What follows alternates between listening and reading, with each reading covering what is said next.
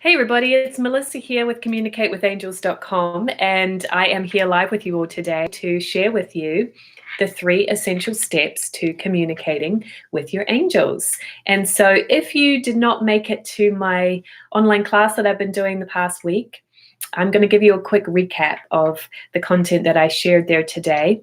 And if you guys have any questions or comments as we go through, please post them in the chat. I would love to connect with you. So if you're new to me, hi, I'm Melissa. I help you to communicate directly with your angels, to develop your intuition, and to find and live your unique life purpose. So if those are things that are interesting to you and a priority for you, you are in the right place, and you can learn some simple tools to develop yourself spiritually, to trust your own inner guidance. I do not consider myself a psychic or a medium. I want to help you to become your own best psychic. So I'll share more about this at the end, but I also want to let you know that enrollment is open for my Communicate with Your Angels online course for the next 6 days. And so you can learn more about that at communicatewithangels.com/enroll. Okay, so please, if you're here live, please say hi. We'd love to see who you are. I see some people are here. All right, so what are these 3 essential steps to communicating with your angels? So the first one is that the first step is to be relaxed. If you are tense, if you are stressed, if you are frustrated, busy, whatever, your vibration is lower, your energy is more contracted, and that makes it more difficult for your angels to connect with you. You are energy. That is the real you, right? My physical body is a vehicle that I use while I'm here on planet Earth so I can learn and grow. But my thoughts and feelings create my vibration of energy. So in order to be connected with your angels, you need to tune your energy to the right frequency. It's really like tuning the old-fashioned radio dial. If I am relaxed and not relaxed, then I'm not in that same frequency that my angels always have. They always have a high vibration of energy all the time. So how do I relax? By taking deep breaths, by doing the spiritual cleansing technique. If you want to learn that, you can go to communicatewithangels.com/cleansing. It's a free video I have for you guys. You can be more relaxed by taking a shower, walking in nature, doing yoga, whatever it is. But to me, that spiritual cleansing technique is the key because it's so easy and it works and it's so quick. You can do it in half a minute and you are going to be tuned in, okay? So this is even where some people have trouble because they're just not tuned in enough to spirit and they get frustrated. So you need to learn how to do that, okay? The second essential step to communicating with your angels is to develop your own psychic ability. Whether you call that intuition, sensitivity, awareness, but this is the avenue through which you will communicate with your guides. So if you are not in tune with your own intuition or your psychic messages, you can't really expect that you're going to suddenly start getting guidance because you haven't developed that part of yourself. Now, this is actually a natural thing, right? But we need to keep it up. If you don't move your physical body, you will lose fitness, you will lose strength. And this is the same with your intuition. If you're not mindful of it, if you're not utilizing it often, it will you'll kind of lose it a little bit. And so you need to reawaken those abilities. And this is something that you can be continually developing and growing within yourself. Your angels are energy. They're not part of the physical world like we are. So they don't communicate in the material sense. They communicate through your spiritual abilities. So as you become more in tune with your inner hearing, inner visions, inner feelings, and inner knowings, you are more receptive to receiving that guidance. And it becomes a two-way communication. Ask and you shall receive, right? You can ask for some guidance and receive it through those 4 psychic avenues. But your part in this is to be in touch with and develop your 4 psychic abilities. And you have all 4 of them. There's actually one that is your primary though.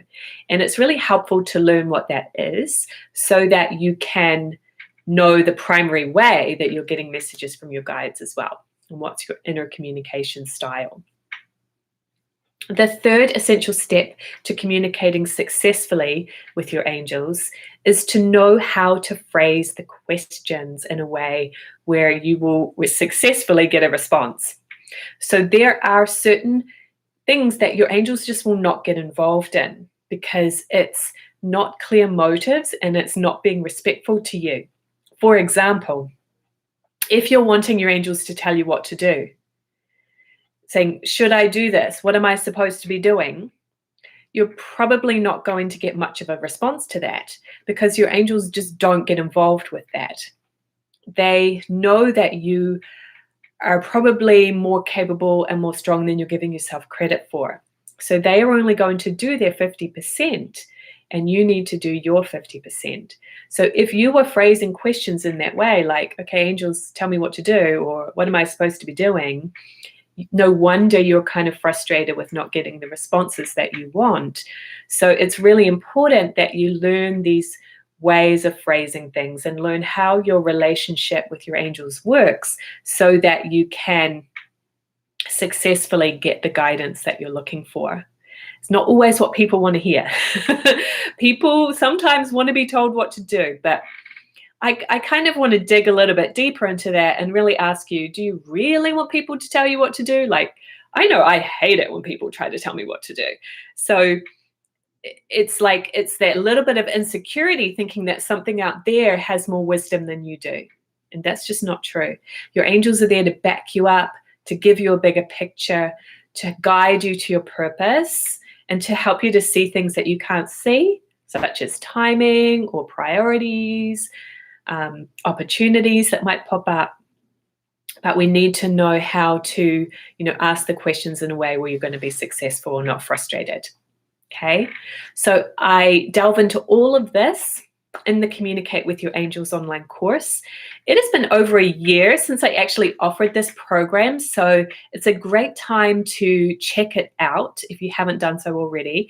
And it's a brilliant time because this course is actually brand newly updated. I first created it in 2015, and for the past couple months here in 2021, I've completely re-recorded all the videos, improved the course, added content that wasn't in there before, and made it, I think, the most comprehensive program out there for connecting with your guides. Plus, you actually get a private session included in the very low investment. So that's almost worth, what you're investing in the entire course just for that one-on-one session. So through that private session, you're going to get the personal information. You will learn what your primary gift is out of intuition, vision, prophecy, and feeling.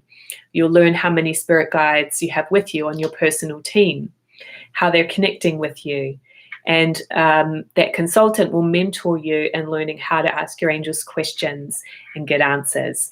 Plus, as well as the video course that you'll go through in your own time, during this enrollment period, you will also receive 4 group live calls with me.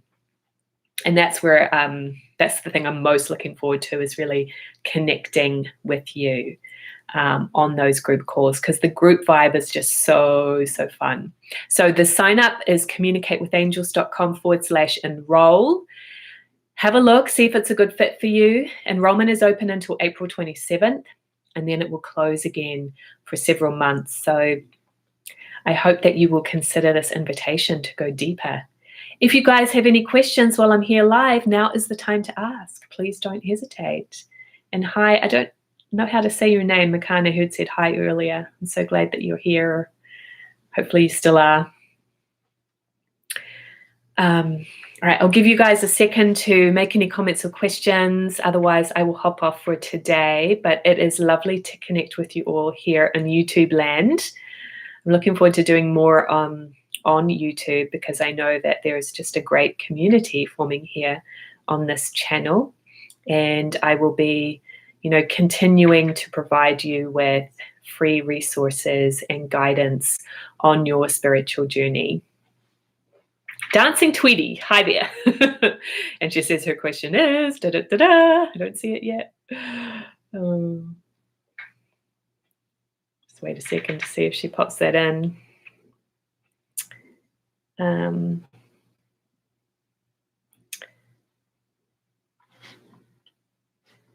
reason I'm not seeing it. Post it again if you can. If anyone else has any questions, now's the time to ask. Okay. When seeing light sparkles around, does that mean angels are around?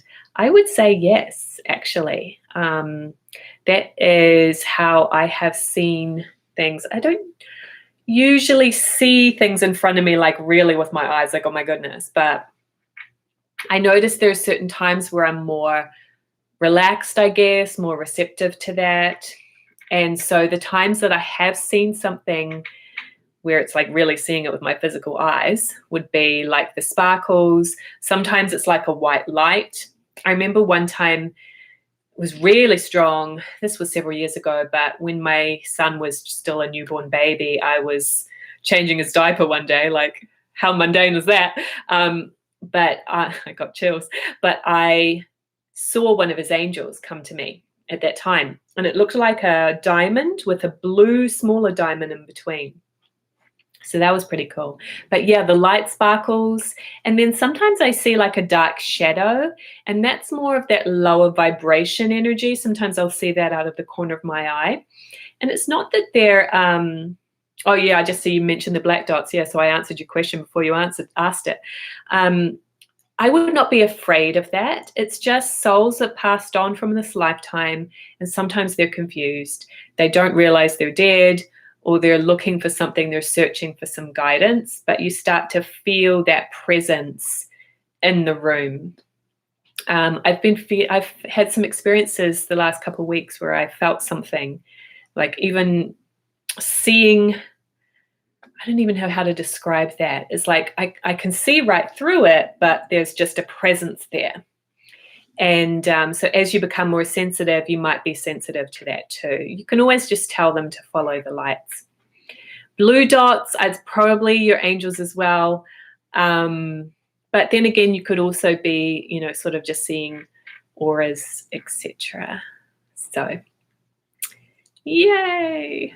Yeah, she said, I've seen black dots, sometimes too many. Yeah, so I think some people are more gifted in that area than others. To me, it's not something that I'll see all the time.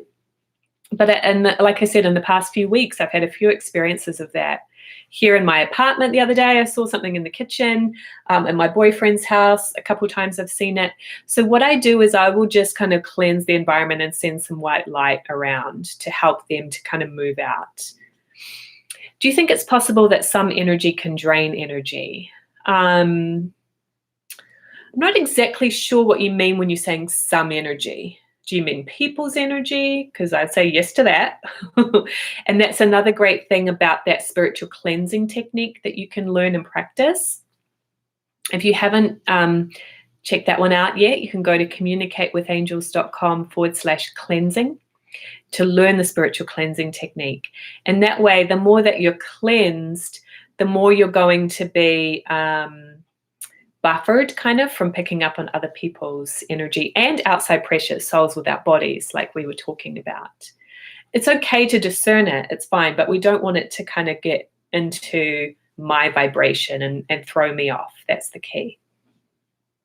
Invisible energy. Yeah, I mean, all energy is there. We can sometimes see it, and sometimes we can just feel it. So I don't think there's really invisible energy. It's just, how am I perceiving that energy? It's always there.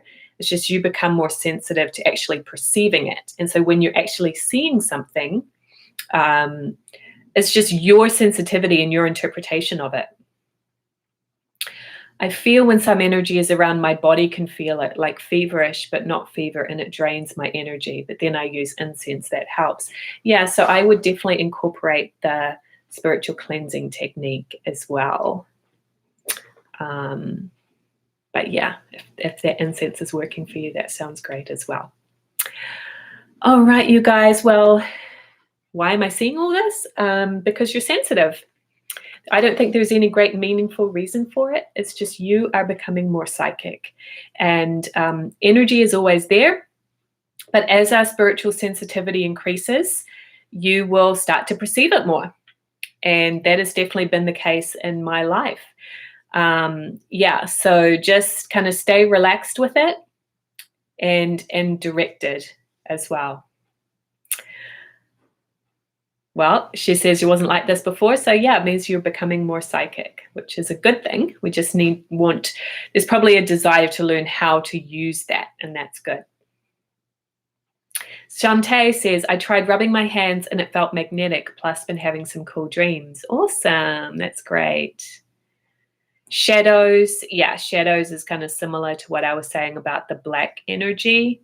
That is like, I call them confused souls, but maybe ghosts, souls that are passed on, because they just have a lower vibration. That's why they're stuck around planet Earth, but really they need to go with their angels to move out. There is probably a lot more pressure around planet Earth than you realize, which is unfortunate. It was never intended to be that way, but this is why this light work, being a light worker, is so important, because we're starting to shift the balance of the energy around planet Earth from being more predominantly negative to more positive and constructive. Shadows are lower energy. You don't need to get rid of it because energy is there. But if you want to be of service to those souls, you can think of those souls as people like you and me. Have you ever had negative, confused people around you? Probably, right? So don't judge them.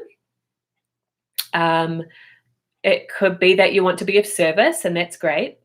So you can just communicate with that soul and say, hey, you need to follow the lights to help them on their way. They see their angels as lights around them. And once they're connected with their high energy of their angels, they will go out where they need to be. So you're saying, are you saying I'm a light worker? Do you think so? You probably are. All right. Thank you guys for being here today. It's so lovely to connect with you live.